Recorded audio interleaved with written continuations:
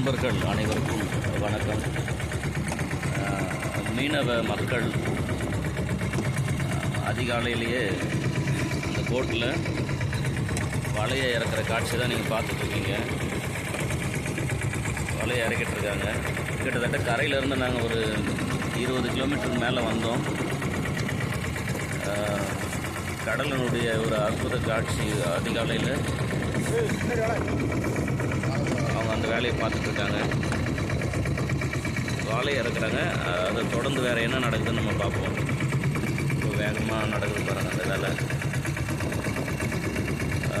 நண்பர் பிரேம் அப்படின்ற நண்பர் வந்து நம்மளை கூட்டிகிட்டு வந்தார். அவர் நின்று வேலை செய்கிறாரு. பார்ப்போம். வலையை இறக்கிட்டு இருக்காங்க. ரொம்ப வேகமாக